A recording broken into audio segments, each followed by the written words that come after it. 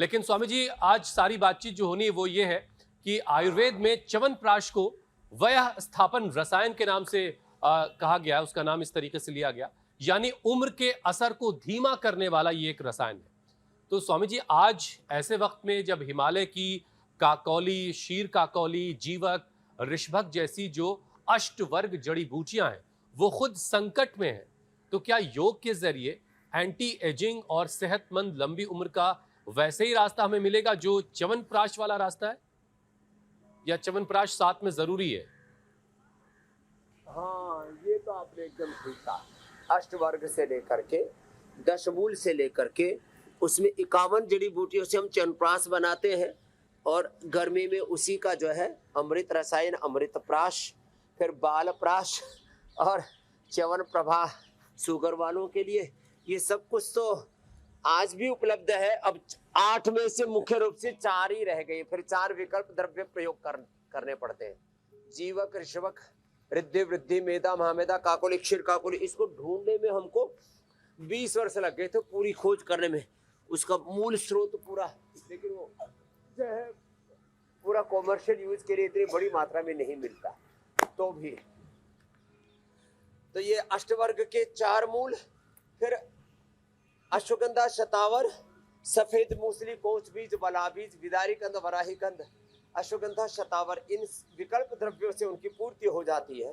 तो इसलिए एक तो अष्टवर्ग, और दूसरा ये जिससे जितना बन पाए रोज तो हम दंड बैठक करवाते हैं। हमारे बच्चे लगे हुए, अनघा भी लगी हुई है, अवनी भी, दृष्टि भी, और योगेंद्र जी भी। चलो करो।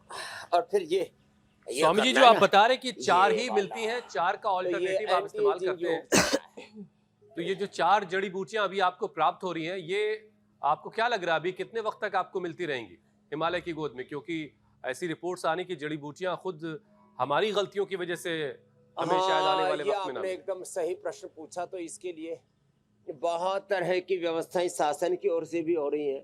हम भी किसानों को भी जागरूक कर रहे हैं, और जो जंगलों के आसपास की बस्ती है उन लोगों को भी कह रहे हैं कि भाई इन औषधियों को तभी लिया करें जब इन औषधि जब पूरी परिपक्व हो जाती है और इनका बीज बन जाता है, तो फिर वो अगले सीजन के भी काम आ जाता है। तो अब ये जागरूकता बढ़ा रहे हैं हम, तो हम आश्वस्त हैं।